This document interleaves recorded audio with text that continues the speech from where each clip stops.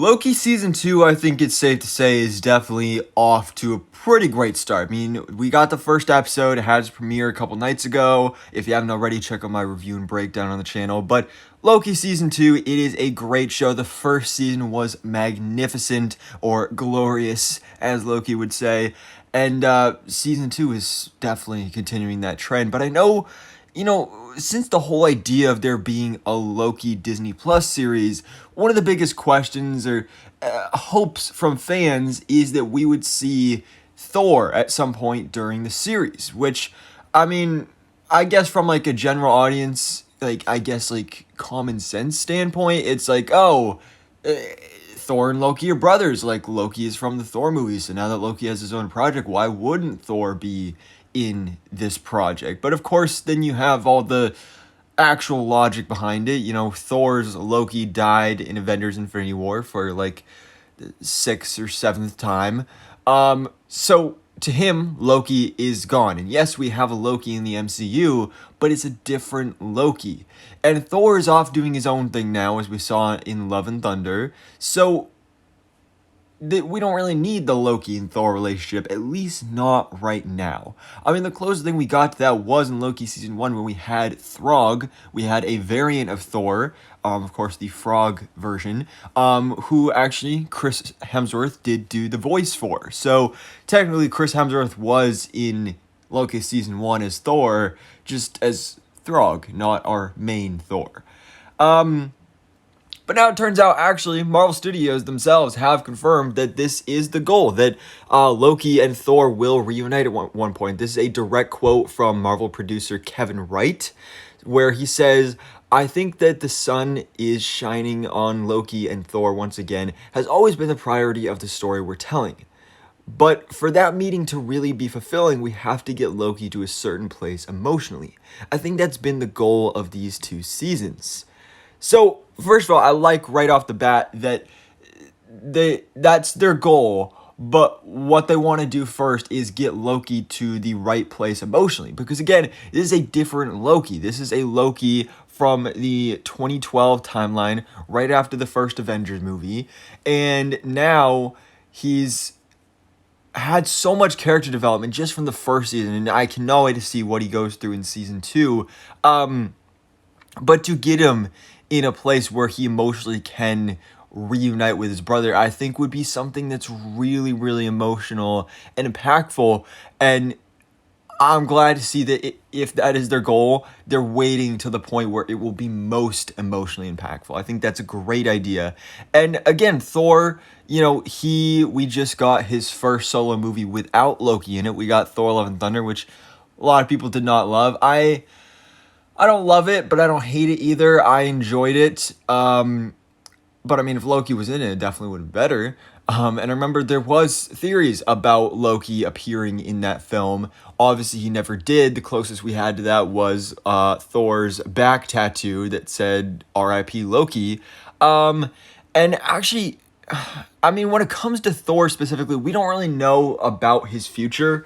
Like, are we going to get a Thor 5? I know he was set up with Brett Goldstein as Hercules and all that, and I'm really excited for that, and I really hope we do get to eventually see a Thor 5, but with just the poor reception from Thor 4, Love and Thunder, there's been no real official word on whether a Thor 5 is actually going to happen or not.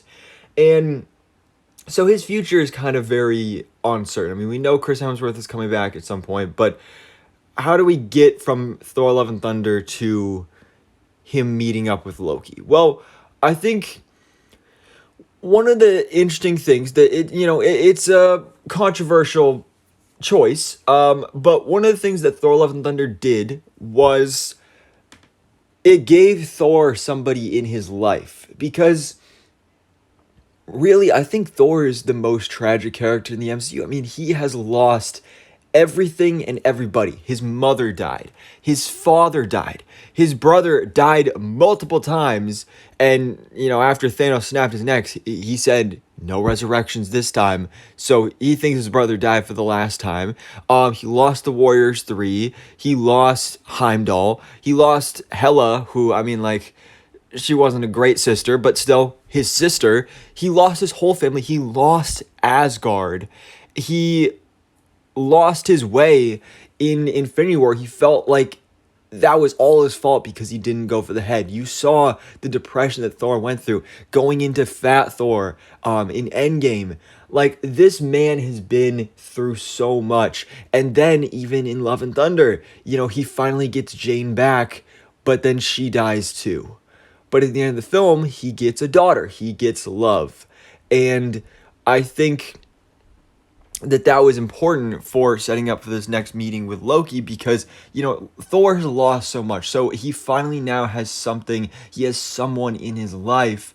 And now, if we could get Loki back, if he could get his brother back, that would just be all the more meaningful now. So I think that would be really, really powerful, especially because just like, that has been the highlight of the Thor films. Like, those first 3 Thor movies, it wasn't Thor and his love interest. Those weren't the relationships that we loved the most. I mean, Thor and his father, that was good and everything, but it was Thor and Loki. In every movie they were in together, that was one of, if not the best relationship. It was just, especially in Thor Ragnarok, like, man, what a great brotherly relationship I loved in that film. And so to see them finally reunite would just be amazing. And I really, really do hope that this could happen. And honestly, it may even serve for a perfect setup for Avengers the Kang Dynasty or Secret Wars, because again, we're assuming, if we don't get a Thor 5, or even if we do get a Thor 5, it's probably not happening before Avengers Kang Dynasty. So most likely the next time we see Thor pop up will be Avengers the Kang Dynasty. And Loki could be helping to set that up, because we don't know if we're going to get a Loki season 3, but Loki season 2, obviously with everything going on here with Kang, and he remains in all these Jonathan Majors variants, this could lead directly into Avengers the Kang Dynasty, and it could be a situation where he goes out and specifically seeks out his brother Thor of this universe, of the 616 universe, and warns him about Kang, and that's when they start assembling the 616 Avengers, because right now there is no Avengers in the MCU, really.